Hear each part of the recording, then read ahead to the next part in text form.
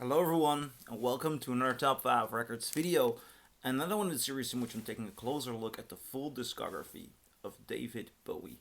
And today I have arrived at another studio album, namely Aladdin Sane, an album that has just turned 50 this year. And this was an interesting moment for me. I went to Harlem to the Vinyl Festival, and I was sitting there with my dog, listening to a presentation by Michael Fremmer, one of my big hero audiophile reviewers. And just in front of me, the next seat in front of me, there was, yeah, it said, his name is on the album here. I hope you can see it. Ken Scott, the man who produced this album with David Bowie. He was just sitting there. But somehow, not a lot of people knew that Ken Scott was sitting there. He did a presentation in another room about this record. I did not know that, or else I would have also visited that. But somehow the people took photographs of my dog, Layla, and not of Ken Scott, one of the all-time great producers. Now, let's talk about Aladdin Sane. Aladdin Sane, the second Ziggy Stardust album. And this is actually completely different than the rise and fall of Ziggy Stardust. There are different influences here. Bowie is trying to make a record that is really different. There are influences of burlesque, of the cabaret scene. And with cabaret, I mean like the movie Cabaret. It's much more a haunting record. It's much more a magical, mythical record, where the other was a rock and roll glam rock album. This is also glam rock, but it's more dandy. It's more deity. It starts with Watch That Man, which is the rocking opener, but it has a little bit more flair. It doesn't go full hard style. Aladdin Sane, I love that song. I also like the meaning of it.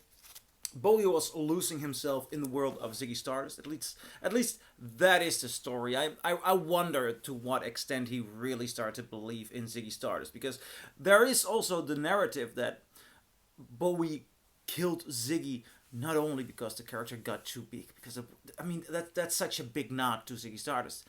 The thing is, within management circles, they made they lost so much money from the US tour a year before the release of this. It was tough to make a profit out of there. So they toured, they planned a Ziggy Stardust tour.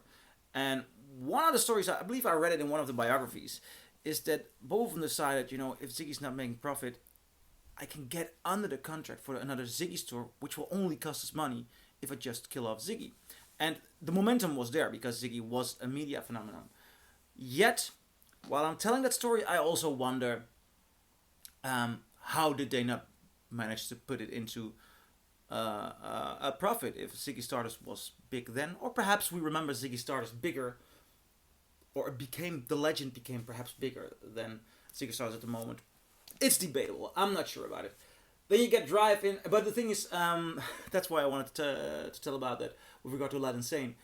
The title refers to Bowie being tied up in his character, and Alad in Sane.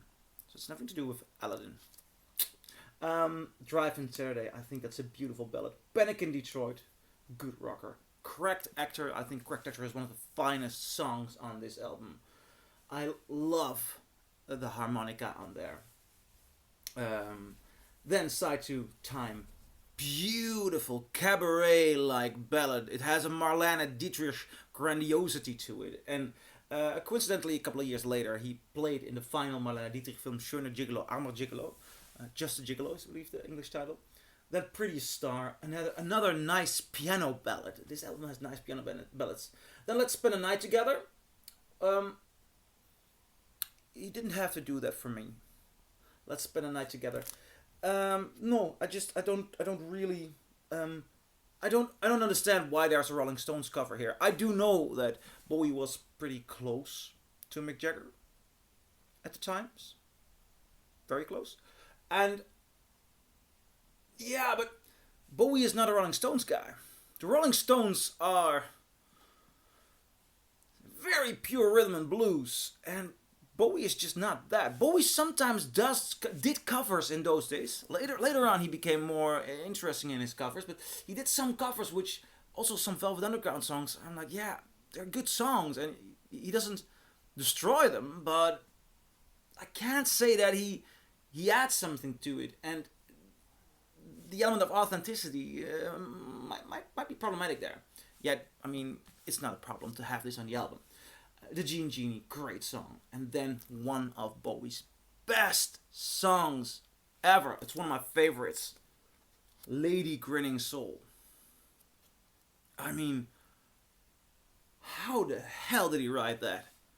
How the hell did he come up with that song? It is so incredible. It's just mind-blowingly good. I love that song. This album is just one of his masterpieces. It's one of his masterpieces. The icon of this picture.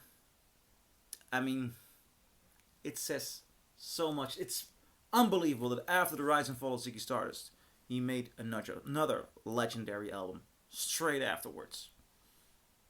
Aladdin Sane. So that's my review. What do you guys think? Do you agree? Do you disagree? Leave a comment below and I'll see you in my next video. Bye.